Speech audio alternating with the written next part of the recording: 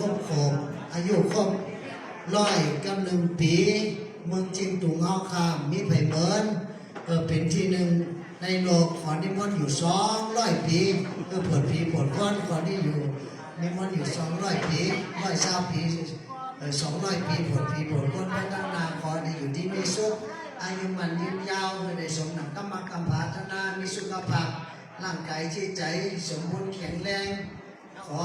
ได้เป็นที่จังที่พึงเกียรติวิทยาสัตว์ทั้งหลายมนได้พ้นจากทุกข์ถึงสุขได้ถึงสุขสามภาคการสุขอันนี้ในเมืองกวนในเมืองผ้าสุขที่เดียวที่จอดจะมีวิเกยอนหมานี่ลาปานเขาคือว่าผมคนจุ่มก็เป็นลูกศิษย์ลูกหาตาเพตาปันลูกศิษย์ตาเพตาปันตามเจอครูบายังรอครูบาหน่อยครูบาหลงวัดพระธาตุเจ้าสายเมืองจึงครูบาวัดตนเมืองลำปางก็มา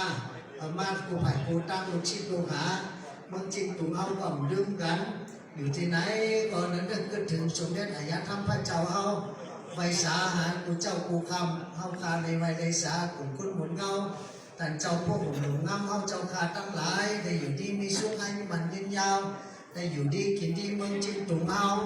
การทำการเรียนหลีกไล่นำทำคำสอนพระเจ้าบอกเป็นนั้นการกลุ่มลุ่งเรื่องหาที่สุดบ่ได้แล้วก็การปฏิบัติศาสนาพระพุทธเจ้าก็หาที่สุดบ่ได้เขาก็ว่ามุจุนบอกอาณาเด่นๆจังสมาทานก็มาตามรถใหม่ตามแถมกันหนึ่งตามรถ10 ประตูไม่เอาไว้ใจการงานกับศาสนาไว้ใจการงานกับศาสนาสมเด็จอายธรรมพ่อเจ้ากับพิโกสัมมาเนรวัดราชทานหลวงวัดจิมยืนยามเดือนเนี่ยจะบอกข่าวงามดีปออุใจนนนางจันหอมตามตีชิงตามนั่น12 เอกานี่ก็มาอาปัดถึงเนี่ยสมเด็จอายธรรมพระเจ้าครูบาพอยังรอครูบาพอวัดป่าแดงครูบาพอวัดโพโขงสังฆาเมืองจีนตุงเจ้าคาเราเป็นของเห็นปริยัติธรรมเห็นตัวธรรมต่างๆพอเห็นหูตัวธรรมแล้วก็เห็นตัวไทยตัวมันเห็นตัวเขียเห็นตัวอังกฤษก็ได้คือเป็นห้องเห็นหลวงเป็นเหมือนอย่างกับเจ้าคุณธรรมสามีแต่เจ้าเห็นเมืองจนที่เมืองตกกี้นั่นเมืองจีนตุงก็คือมันมีห้องเห็นพุทธตั้งกัตโตห้องเห็นพุทธกัตโตจีนตุงเอาตัวธรรมเขาเป็นใหญ่พอหูตัวธรรมไปแล้วก็เห็นตัวไทยตัวมันตัวไต้ตัวเขตตัวอังกฤษกูภาษา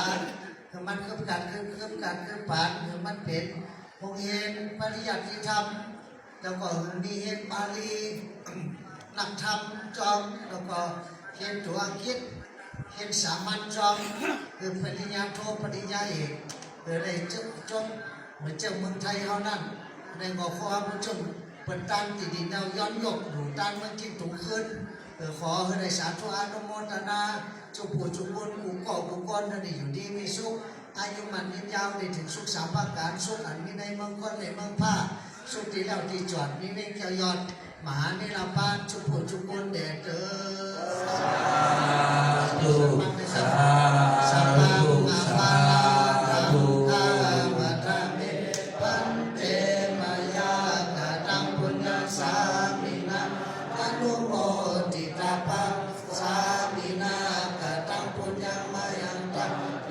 สาธุสาธุอนุโมทนามิวันตามิภาสาธุอนุโมทนามิดีขายุโกจตารโรธรรมาวัฏันติอายุวันโนสุขังวานัง